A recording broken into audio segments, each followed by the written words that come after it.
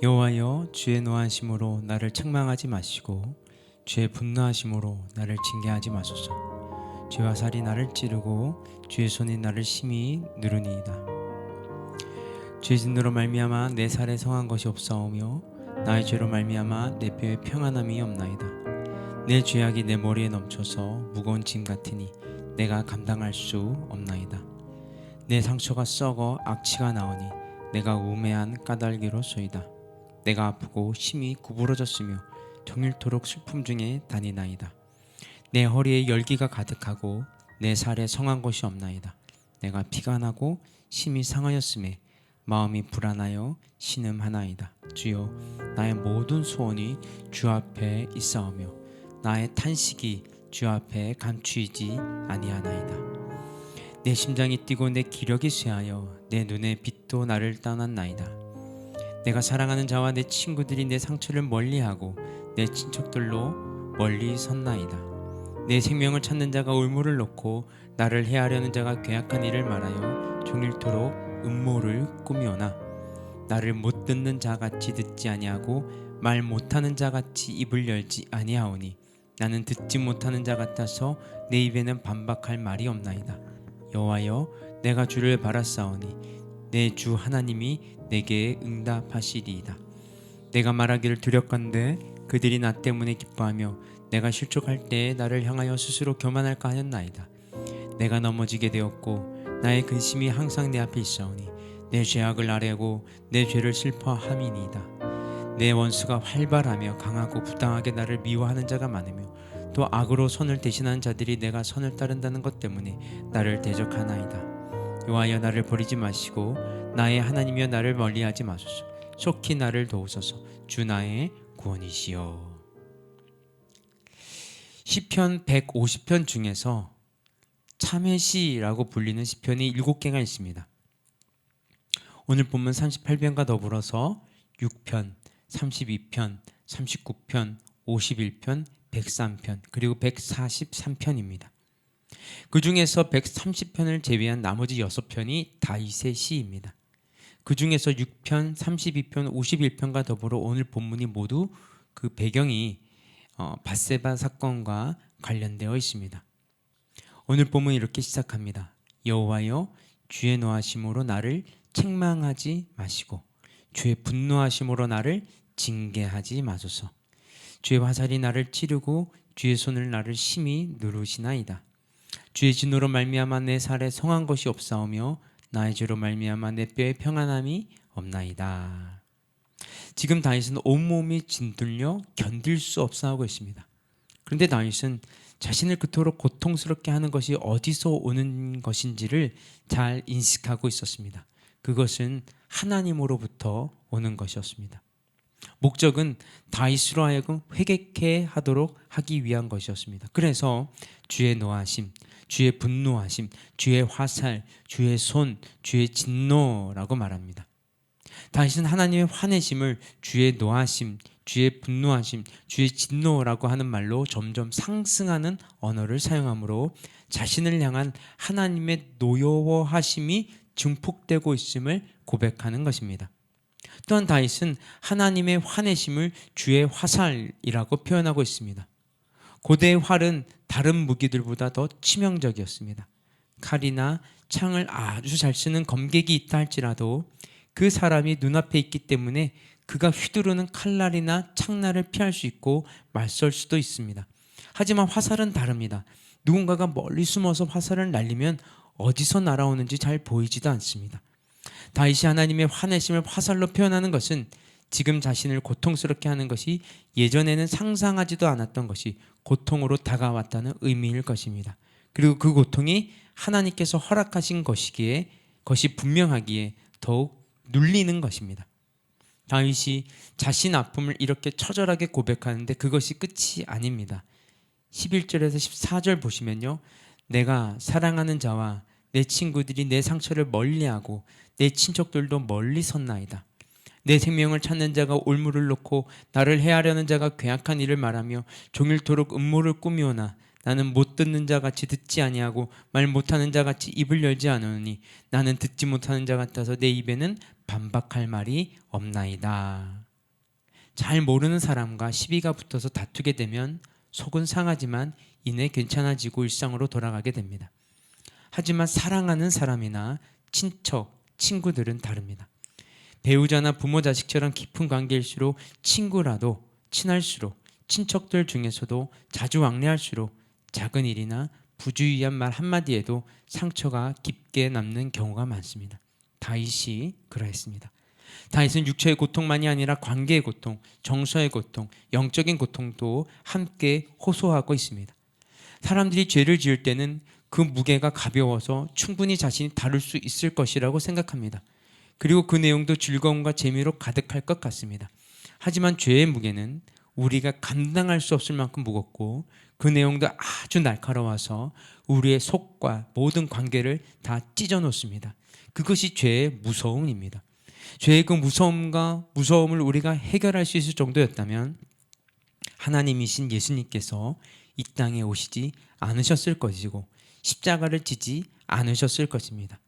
그래서 다윗은 자신의 구원을 간절히 원합니다. 18절에서 20절입니다. 내 죄악을 아뢰고 내 죄를 슬퍼함이니이다. 내 원수가 활발하며 강하고 부당하게 나를 미워하는 자가 많으며 또 악으로 선을 대신한 자들이 내 선을 따른다는 것 때문에 나를 대적하나이다. 다윗은 18절에서 자신의 죄악을 아뢰고 자신의 죄를 슬퍼한다고 고백합니다. 죄된 삶을 정리하고 새로운 삶을 살게 하는 출발점이 되는 것은 그 죄를 하나님께 고백하고 죄는 즐거움이 아니라 자신을 슬프게 만드는 것이라는 것을 깊이 인식하는 것입니다. 슬퍼하다의 문자적 의미는 건강하게 하다입니다. 걱정하게 하다, 근심하게 하다입니다. 죄를 짓는 그 순간에는 아주 달콤하게 보입니다. 하지만 그 속은 걱정, 근심으로 가득 차 있습니다. 당의정이라는 알약이 있습니다. 약의 맛이 아주 쓰거나 약의 냄새가 불쾌할 때 또는 약물이 변질되는 것을 막기 위해 표면에 당분을 입힌 알약입니다. 죄는 당의통, 단맛을 입힌 고통과 같고 당의공, 단맛을 입힌 공포와도 같습니다. 죄가 당의통 같고 당의공과 같다는 것을 깊이 인식할 때 우리는 멀리할 수 있습니다. 오늘 시편이 다윗이 밧세바 사건 이후에 겪었던 육체적인 고통과 정신적이고도 또 관계적인 고통, 영적인 고통에 대해서 말하고 있습니다. 성경에 나타난 다윗의 삶을 돌아보면 다윗의 몸이 아팠을 때 정신적으로 굉장히 고통스러웠을 것을 충분히 짐작할 수 있습니다.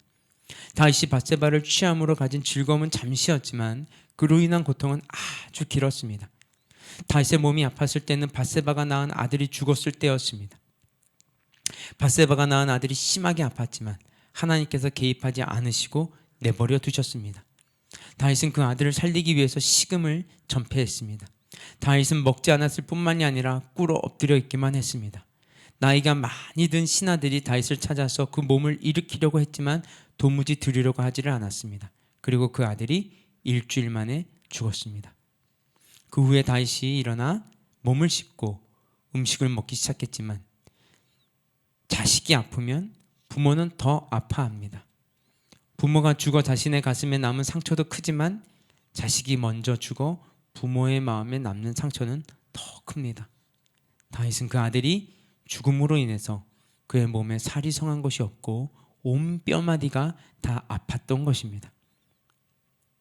다윗이 정신적으로 극심한 고통을 느끼고 사람들과의 관계와 하나님과의 관계가 다 무너졌을 때는 두말할 필요도 없이 아들 압살롬이 쿠데타를 일으켰을 때였습니다. 압살롬은 아버지에게 재판을 받으러 온 사람들의 일을 대신 처리하는 방법으로 4년 동안 백성들의 마음을 도둑질했습니다. 그리고 마침내 때가 되었다고 생각하여 반란을 일으켰던 것입니다. 아들이 역모를 일으켰다는 사실만 해도 감당하기가 쉽지 않은 일인데 사람들의 마음이 대부분 압살롬에게 향하여 있었기 때문에 수많은 사람들의 증오의 눈길과 거친 말들이 다윗을 짓눌렀을 것입니다. 다윗의 상황이 이러했기 때문에 그가 의뢰할 곳은 한 곳밖에 없었습니다. 그래서 오늘 본문의 마지막은 이렇습니다. 21절, 22절입니다. 여호와여, 나를 버리지 마소서. 나의 하나님이여, 나를 멀리하지 마소서. 속히 나를 도우소서. 주 나의 구원이시여. 다윗에게 하나님은 최후의 보루와도 같았습니다. 앞으로도 갈 수 없고 뒤로도 물러설 수도 없고 오른쪽 문은 잠겨 있고 왼쪽은 벽일 때 바라볼 곳은 하늘밖에 없습니다. 그런 상황에서 하나님만을 바라볼 수 있는 사람은 복 있는 사람입니다. 그런 때에 바라볼 하나님이 없는 사람이 가장 비참하고도 불쌍한 사람입니다. 다윗에게는 하나님이 계셔서 다시 본래의 자리로 돌아올 수 있게 되었습니다. 다윗이 짧은 세속적인 즐거움과 긴 육체적 관계적 영적인 고통을 겪게 된 그 근본적인 이유가 무엇입니까? 그리고 거기에서 다시 회복될 수 있었던 디딤돌은 또 무엇이었습니까? 다윗이 그 고통을 겪었던 근본적인 이유는 하나님 아버지를 자기 소망으로 삼지 않고 자신의 욕망을 소망으로 삼았기 때문입니다. 또한 그가 다시 회복될 수 있었던 것은 그가 다시 하나님만을 소망으로 삼았기 때문입니다. 다윗이 고통으로 가득했던 이 시편을 우리에게 남겨준 것은 여러분들은 하나님을 소망으로 삼지 않았다가 저처럼 패가망신하지 말고 하나님만을 소망으로 삼으십시오. 하나님께 매인 것보다 더 복된 것은 없습니다 라고 웅변하고 있는 것입니다. 이 시편을 우리 마음에 새기고 오늘도 하나님께서 우리에게 주신 모든 가정과 삶의 자리에서 오직 주님만을 소망으로 삼고 주님께 매인 하루를 살아가십시오.